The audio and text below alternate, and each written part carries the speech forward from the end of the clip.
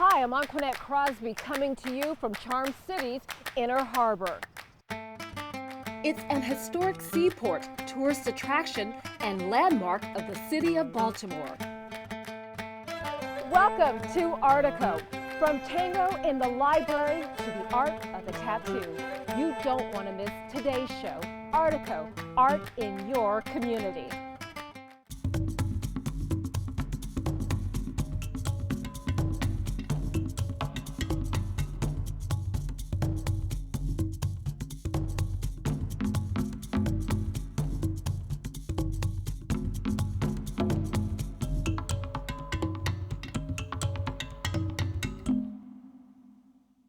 Did you know that the Argentine tango is alive and kicking in the Washington, D.C. area and has been for almost a decade? One of the places where you can come to practice your salitas for free is in our local libraries. Here's a little more about Tango Practica. The Library Practica organizing group has been in place for about 10 years. We started in the West End Library in the DC library system, which just was welcoming to people coming in to have special events, and the idea caught on. So it continued there until the West End Library went into renovation. And then we moved in the Central Library, the Martin Luther King Library, and now they're in renovation, so now we're moving around through the neighborhood libraries when there's an available space. Practica's held every week, and we come every week that we can, and it's most weeks. And with the Capital Tangueros calendar, DC Tango calendar, one can find where the next one is. When the tango community started, it really was a new dance in the area, so everyone was looking for venues where it would be possible to do it, and places to practice and learn, as well as to have the more formal milongas that happen in the evening. The library was welcoming, and to be candid, the library is also free. When I started learning tango, basically there was no tango in the United States. Maybe there were 100 people in the whole U.S. community, tango community. And now it's grown tremendously in the United States and all over the world. What makes Argentine tango unique is the fact that it is not at all choreographed. This is what differs it from all the other dances out there. It's a complete and total improvisation. It's a live conversation between two people. So there is a lead and follow technique, and based on that, people speak the same language, but they have a actual genuine conversation. I started dancing tango about 12 years ago. I started because friends asked me out one night just to help fill up a table, and I got just bitten by the bug. The thing that gives me the most pleasure about tango is the communication and the connection with other people. You can go out to a dance and not know anyone, and they ask you to dance, and it's like having a conversation with them.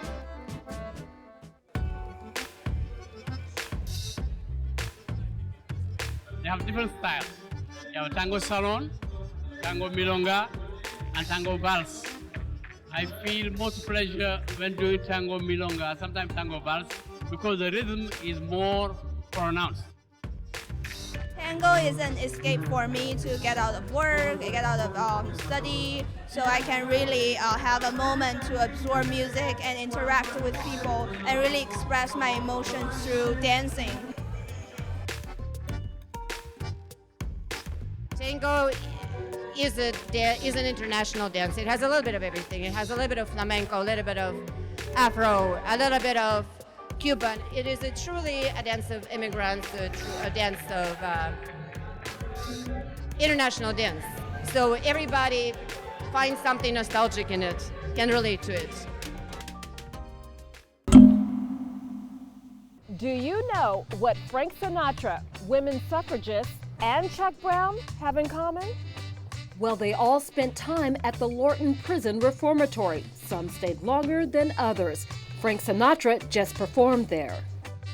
Today, their prison experience is preserved at the Workhouse Arts Center in Fairfax County, a place where you can explore the arts as well as the history of this century-old prison, now turned into an art destination. What's exciting and different about the Workhouse Art Center is there's something here for everyone. Everything from camps, art camps for kids and young people, to our history museum that focuses on the history of the workhouse in Fairfax County, as well as its ties to the suffrage movement in the early 1900s. We're a combination of visual arts, arts education, performing arts, and history. We host about anywhere from 100 to 120 arts exhibitions a year, usually about 100 to 200 performances of music or theater, as well as teach about 800 art classes a year. Right now we're in the McGuire Woods Gallery in Building 16 at the Workhouse. The show that's up right now is called Look at Me Now Again, which is our second exhibition of military artists' artwork. All of this art is done by artists who've done art as art therapy, and maybe as practitioners of art at some earlier point in their life. Pieces that I have in here are reflections of looking at myself and my service. I did 29 years in the Army as an artist. The first piece is a state of disrepair.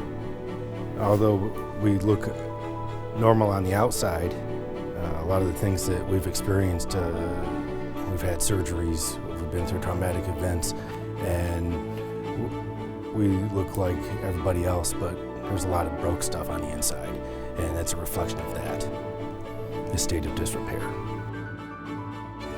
I'm the first military veteran artist in residence at Workhouse Art Center.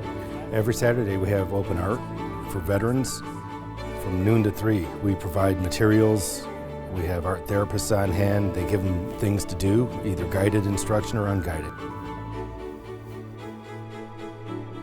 Another exhibition we had recently at the Workhouse was called Women Now, which focused on contemporary women artists throughout the country, including pieces that were comprised of placards and other materials rescued from the Women's March in Washington, D.C., as well as performance art pieces and drawing and sculpture. Entrance to this facility almost at all times is free. There are certain events that there are specific events and they might have a price associated with them, but to come out here and enjoy any time, day or night, to go through the galleries, they're always open, they're always free to the public. In addition to 6 artist studio buildings, galleries, and the W3 Theater, a big draw is the Workhouse Prison Museum. It's filled with memorabilia, pictures, artifacts, and stories about its famous and not so famous residents of Lorton. Stories like that of the courageous suffragists and the 6 months of terror they endured here. They were deprived of basic amenities like toothbrushes and soap and toilet paper. Women who were released later described the food as uneatable. It was filled with bugs, weevils, various kinds of chaff from the field. Several of the women had gone on hunger strikes, and they were force-fed because the administration did not want them to die and become martyrs. They poured with a funnel milk and raw eggs directly in her stomach. And they did that 3 times a day. And of course, every time the tube was pulled out, it came out bloody. And the women to whom it was done described it as having like a bowling ball in your stomach because, of course, no digestion had gone on. What we are celebrating here is the sacrifice made by these women for us to obtain the right to vote here in the United States. It's sort of a pilgrimage place, if you will. During the Vietnam protests, a number of people, later to become well known, were brought to Lorton for processing. They included writer Norman Mailer, philosopher Noam Chomsky, and pediatrician Dr. Benjamin Spock. And another interesting fact, as part of the prison's commitment to reform and uplift, outstanding musicians performed for the inmates from 1970 to 1975. The first one who came by helicopter was Frank Sinatra, and he came and he brought Count Basie with him. Other ones who came were Duke Ellington, Ella Fitzgerald, Nancy Wilson, and a number of other top-named musicians of the time. It is an experiment, and I don't know you've had a transformation of a prison into something as diversified as this. I think one of the other things that's fantastic about the Workhouse Art Center are the fantastic community events that we run each year. Everything from a brew fest that brings in thousands of people to enjoy local Virginia craft beers and artisan distilled spirits, to a fireworks event every July and a haunted trail every October. So there's a little bit of something for everyone, whether you're currently a passionate fan of the arts or not. The Avant-Garde Theater Company touts itself as being intimate, edgy, and affordable. And from our visit there, that seems about right. The company focuses on the classics from Shakespeare to Beckett. Artico spoke with Avant-Garde's executive director, Tom Pruitt. Our conversation came at the end of a successful run of Gospel at Colonus. It's a musical based on a play by Sophocles. We also looked ahead at an upcoming play, now in rehearsal, King Lear. Avant-Garde Theater is now 27 years old. This is our 27th season. It was really started by a group of actors and directors who were passionate about classical theater and wanted to do it in a new way, do it in spaces that are accessible to people, that are affordable for people, and to do kind of revisionist takes on classical plays. Our home base is Arlington County, and we perform in various spaces that are controlled by Arlington County. The one that we are using this season is called Gunston Art Center, and we perform in the Black Box Theater at Gunston Art Center. It's called Gunston Theater 2. The idea is that we'd like to keep everybody close to the action, close to the plays that we're doing, so they can really hear the text and experience the emotions and experience the stories that we're telling. This season, we started off with a revisionist feminist take on Taming of the Shrew, Shakespeare's Taming of the Shrew, called Tame. It was by a local playwright named Janelle Walker, and it was her very first play, so it was a world premiere. We then continued this season with Gospel at Colonus, which is a kind of a revisionist take on a melding of ancient Greek tragedy and gospel music. He sings a song about wishing he had the eyes of the angel. In the Gospel of Colonus, I play what is called Preacher Oedipus. And the whole premise of this whole show is that during the course of a sermon at a Pentecostal church, the minister has chosen his text, the book of Oedipus, where he's going to talk about fate and how fate is sometimes inevitable. Everybody knows the traditional Oedipus, but this is very different because it does incorporate so many things from the Black church, the Pentecostal church, the music, the singing, and I think that the audience has loved it, every bit of it. Our next production is William Shakespeare's King Lear, which is starring not only some of our favorite actors from our acting company, but a local legend, Rick Fauché, who is making what may well be, and he's announced that it will be his final role, final appearance on a professional stage. I was planning to retire when he came to me and said, let's do this before you retire. And it took some thinking because I really did want out. I've got grandchildren now, my wife is retired, and I'm young enough still that I can sort of have another life outside of the theater. But when a role like this is offered to you, you don't turn it down.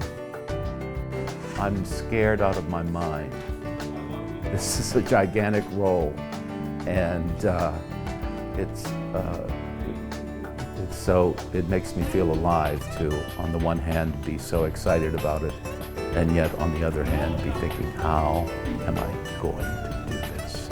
But the beauty of this work is taking on challenges like this and traveling hard, rocky roads. You don't want to do something that's easy. You might as well stay home.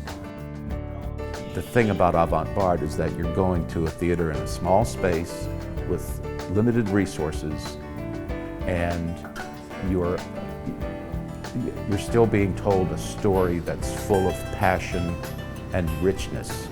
So what we lose in the ability to build an actual castle on stage and make you think you are in fact in ancient England, I think we make up for in storytelling, acting, and attention to the text.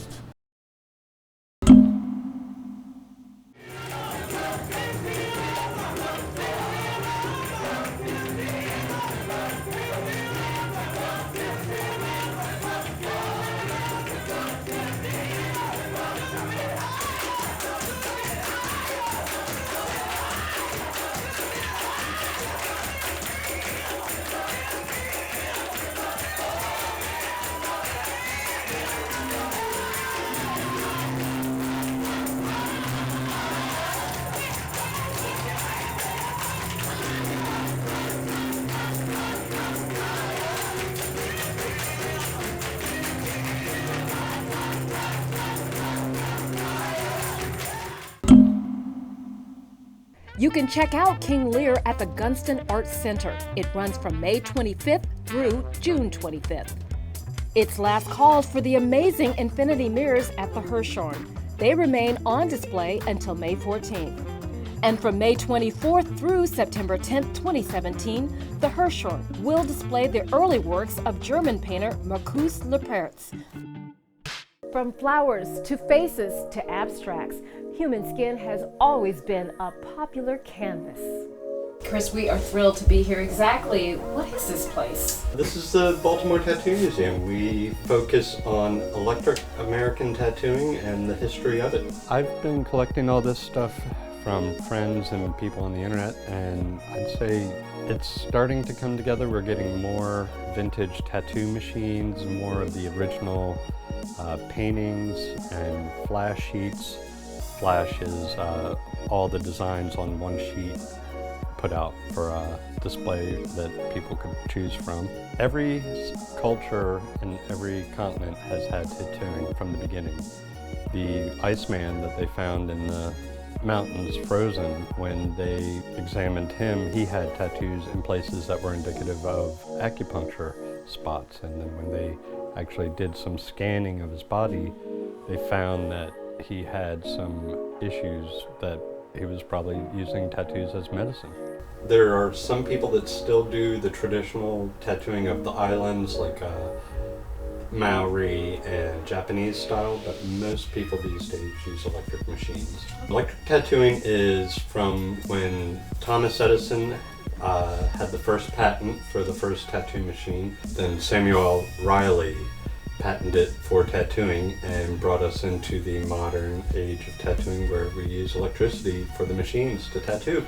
These days you really need to be an artist. A lot of the older school tattoo artists from yesteryear weren't very good artists.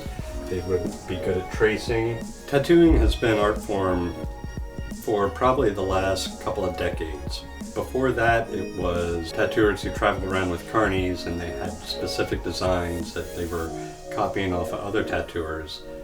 But these days, most everybody wants something custom, so now you need to be able to draw it all up and make it pretty. People on Pinterest are bringing in designs and holding them up on the phone and saying, "Can you do this for me?" Before it was stuff off the wall, but these days there's a lot of arrows and birds and feathers and infinities with anchors that say don't sink. How long can an intricate tattoo take you? Depends on how big it is. If it's a full bodysuit, it could be many sessions of like 5 to 6 hours a piece. Something, say, maybe the size of a softball, you could probably do in about anywhere from an hour to 3 hours, depending on how plain or fancy it is. The things that make this art form unique are the fact that it's a moving canvas. It's always going to change, it's going to move with you. It turns when you turn, it bends when you bend, and it's always with you. It's like a moving sculpture. Yayoi Kusama's infinity mirrors went on display at the Hirshhorn Museum in Washington, D.C. And since then, everyone's been clamoring to see what all the fuss was about. Recently, our show got its chance, and now we understand why it's well worth the wait. We chatted with the museum staff about this amazing exhibition and discussed coming attractions. Yayoi Kusama is a Japanese artist who lives in Japan, who is now well advanced in her 80s, and from the 50s and 60s up to the mid-70s, she lived in New York, where she became one of the important figures of the avant-garde. These works are immense crowd pleasers. But we didn't want the exhibition just to be a crowd-pleasing extravaganza, but to highlight that the fact that these works have an origin in her previous work. With this rationale, we were able to convince her and to bring together, via the studio, but also public and private lenders, a number of paintings and no less than 6 infinity mirror rooms. Her style is quite recognizable because she has almost branded for herself the polka dot as a stylistic attribute to her work. She also has obsessions, and that's also what it defines her and defines most great artists, is to have these obsessions that they cannot just, move away from. And these are two notions that come together, that of infinity and that of self-obliteration. She's one of the very few artists who has risen above the realm of the art world and has reached a public notoriety everywhere. She notably invented the infinity mirror rooms, rooms in which you would enter and were covered by mirrors, and you would see a reflection of yourself and infinity at the same time. It's a wonderful experience to walk into these infinity mirror rooms. They're actually very low tech when you think of it. It's just mirrors and a few lamps. And I think that's also part of the appeal. The technology is so simple. At a time when we have such complex technologies as VR and iPads and iPhones and can almost beam ourselves across the planet, to experience infinity through just a box of mirrors is a true, a magical experience. People come and they take their selfie, they share their selfie. It's great to walk through the exhibition and just seeing the reactions that people have when they walk out of these infinity mirror rooms, because usually most of them smile. Well, the Hirshhorn has a very unique location. It's located right on the mall, and we cannot but think of the role of art in history, in society. And so I think our programming, the programming that is to come, reflects this consideration that we have of what is art's role. In May, therefore, we are opening an exhibition of a German painter named Markus Lüpertz. And Markus Lüpertz was born before the Second World War, but started painting in the early 60s in Germany at a time when Germany was redefining itself, hardly waking up from the horrors of Second World War. And what can painting say in those circumstances? And it's the first time that Lüpertz has a retrospective in the United States. And we're also having a series of projects with a great American-Japanese artist whose name is Yoko Ono. We will be staging a number of performances and works by Yoko all throughout the summer. It will be called the Summer of Yoko. In the fall, dedicating a full gallery to Mark Bradford. He's been working at addressing issues of race, gender, and history throughout all his work. And he's addressing that in his own way here on the National Mall. Place really defines a lot of what art is about. And so this is a project I think that has to happen here.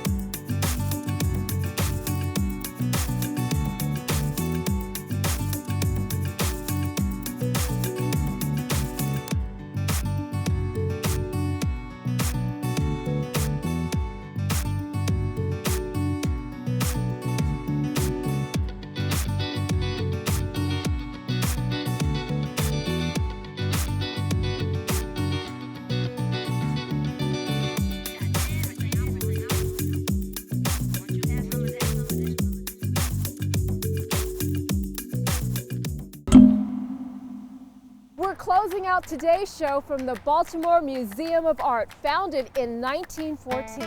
And did you know its collection includes over 1,000 works by Henri Matisse?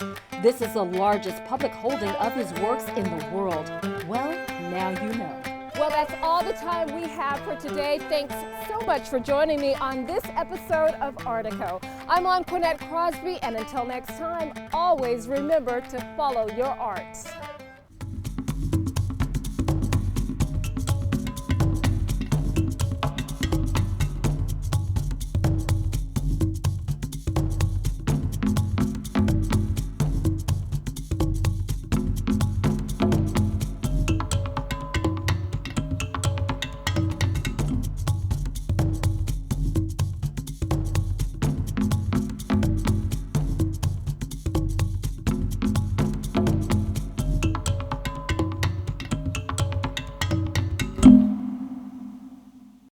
This program was produced by WHUT, Howard University Television, and made possible by contributions from viewers like you.